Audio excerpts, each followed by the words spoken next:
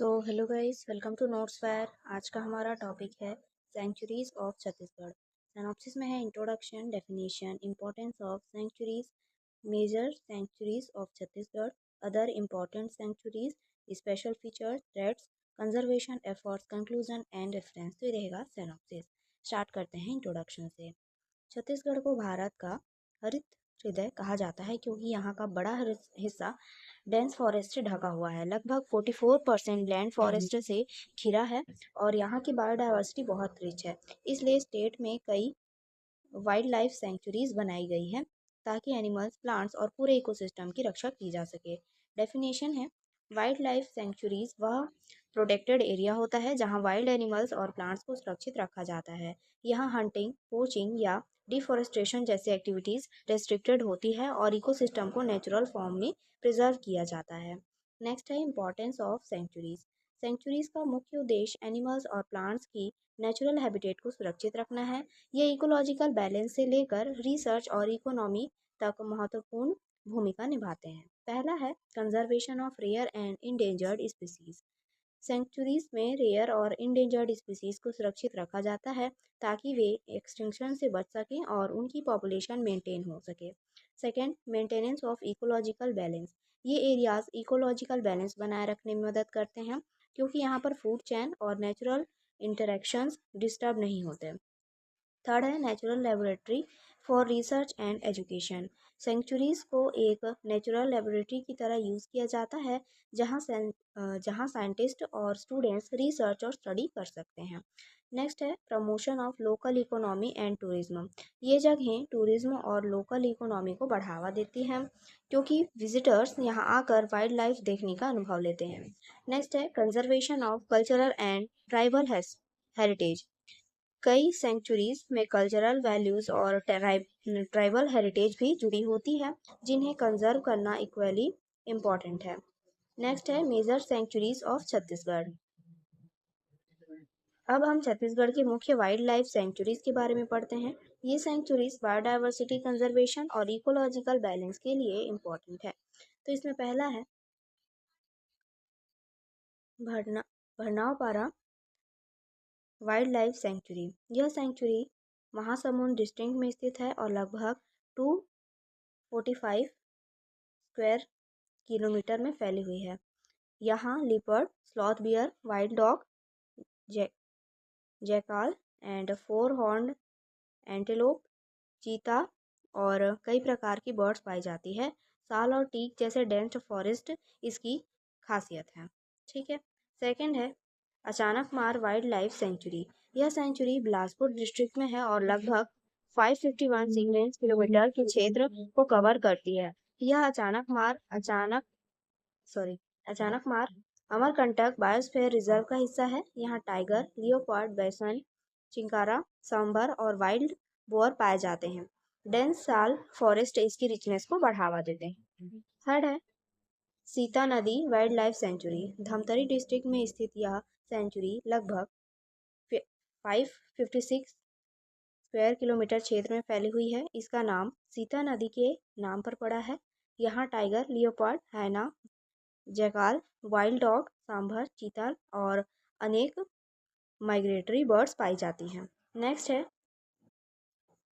उड़ांती wild life sanctuary. यह century Gariaband district में स्थित है और मुख्य रूप से वाइल्ड बफेलो की पॉपुलेशन को कंजर्व करने के लिए प्रसिद्ध है। यहाँ लियोपार्ड, स्लॉथ बियर और जंगल कैट और वोल्फ भी पाए जाते हैं।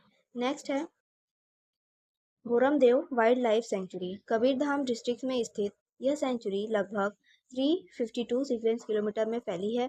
यह प्रसिद्ध भोरमदेव टेम्पल के नाम पर है। यहाँ लियोपार्ड, यार, नीलगाय, चीतल और व्हाइट डॉग देखे जा सकते हैं। नेक्स्ट है तैबोर पिंगला वाइल्ड लाइफ सेंचुरी। यह सेंचुरी सरगुजा डिस्ट्रिक्ट में लगभग 608 सीक्वेंस किलोमीटर में फैली है। यह हिली और डेंस फॉरेस्ट रीजन है।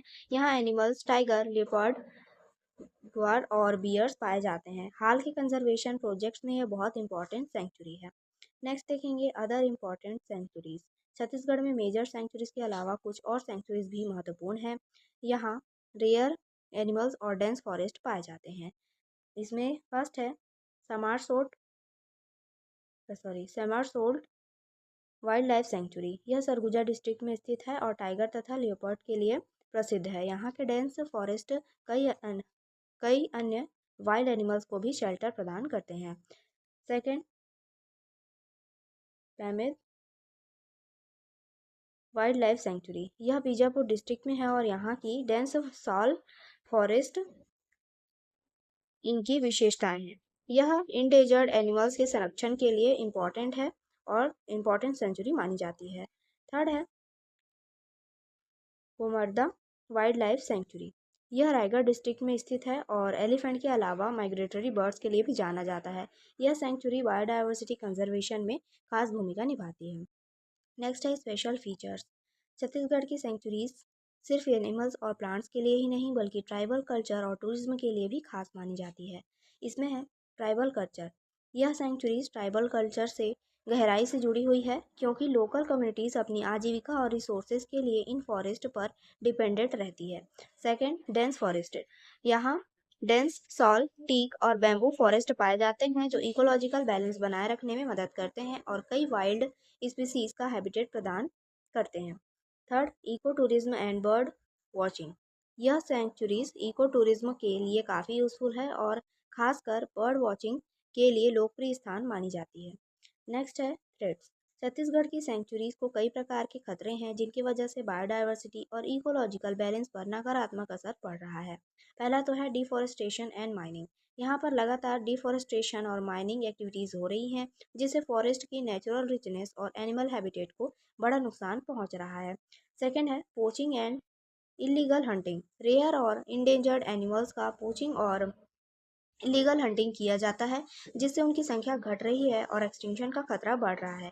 थर्ड है human wild life conflict.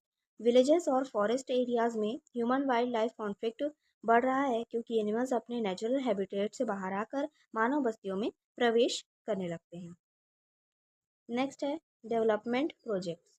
Dams, roads और अन्य डेवलपमेंट प्रोजेक्ट्स की वजह से हैबिटेट फ्रेगमेंटेशन हो रही है और एनिमल्स के नेचुरल कॉरिडोर्स टूट रहे हैं।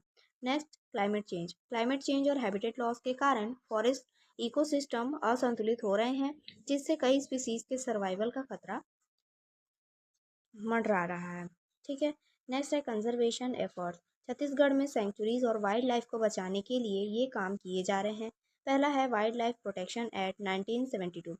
इस कानून के तहत सेंचुरीज और एनिमल्स को सुरक्षा दी गई है ताकि हंटिंग और इलीगल काम रोका जा सके। Second, eco development and awareness. लोगों में जागरूकता लाने के लिए इको डेवलपमेंट प्रोग्राम्स और अवेयरनेस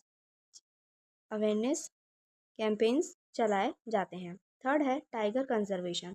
अचानक मार टाइगर रिजर्व जैसे जगहों पर टाइगर की पॉपुलेशन को बचाने के लिए स्पेशल प्रोजेक्ट चल रहे हैं।